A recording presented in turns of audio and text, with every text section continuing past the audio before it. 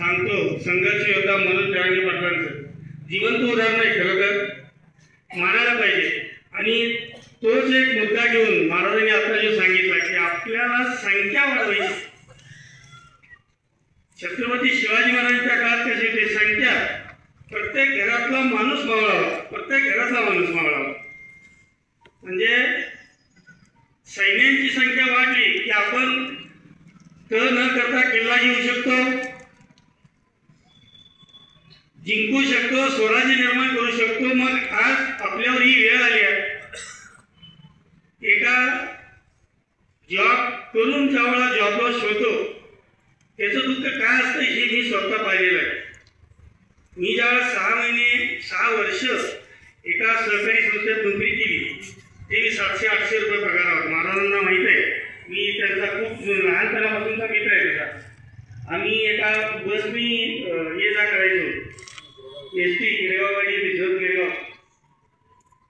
आणि ज्यावेळेला बंद पडला आणि ज्यावेळेला बंद पडल्यानंतर जी बेकारी होती तिने इतकी हालत पाहिली की ती 6 महिन्यामध्ये अशी परिस्थिती होती की कुणाच्या गाडीवर बदली ड्रायव्हर पाहिजे का किंवा गाडी धुयायची आहे का, इथंपर्यंत काम मी त्या 6 महिन्यात केलं. गावात कुणाला 10 रुपये मागितले तर समोरची व्यक्ती विचार करत होता की 10 रुपये परत देतो की नाही, अशी परिस्थिती होती. आणि तो काळ खूप वाईट होता, वाईट असतो ते मी अनुभवलंय खरं तर. आणि मग त्यातून मार्ग काढत काढत मी माझ्या मनाला असं बाहेर पडलोय. गाव सोडलं, तिथून हळूहळू मग एकाची नोकरी केली, प्रत्येकाची नोकरी केली, करत करत नाशिकला आलो. आणि नाशिकला 9 वर्ष नोकरी केली. नाशिकला 4,000 पगारावर, जॉब सोडला तेव्हा 5,000 पगार होता. आणि मग माझा स्वतःचा बिझनेस स्थापन केला. आज माझ्याकडे 50 मुलं काम करतात. हा मला अनुभव आहे. त्या संघर्षातनं तुम्ही तर उभं आहात, पण माझं अगदी कळकळीचं सांगणं तुम्हाला असं आहे, व्यावसायिकपणा. त्यातनं व्यवसाय कसा करता येईल, कुठला करता येईल याचा अभ्यास करा, महाराजांचं मार्गदर्शन घ्या. नुसतंच सरकारच्या जीवावर बसून त्याला काही मिळणार नाही, प्रयत्न करावाच लागेल. आज खरं तर इतक्या संख्येनं तुम्ही इथं आज जमा आहे. महाराजांनी तो विडा उचललाय तुमच्या कामाचा. खरंच एकीने त्यांना साथ द्या. मी एवढंच सांगेन की तुमच्या खरंच या संघर्षाला माझ्या खूप खूप शुभेच्छा आहेत. या पुढच्या काळातही आपण एक व्हा आणि संघर्ष करा आणि जिंका. धन्यवाद. खूप छान दादा की आपण सफर त्यांचा 600 रुपयावरून सुरुवात झाला. किती रुपये?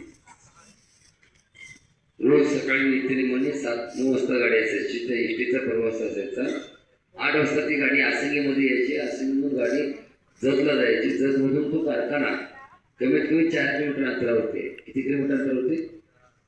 आणि 4 किलोमीटर अंतरावरती जाऊन त्या ठिकाणी चालत जायचं, तिथं कारखान्यावरती सर्व्हिस करायची. तब्बल ही संघर्ष 6 वर्षाचा. किती वर्ष? 6 वर्षानंतर कारखाना बंद पडला, कारखाना मोडकळीस आला, कारखाना निलावामध्ये निघाला, कारखाना विकला गेला.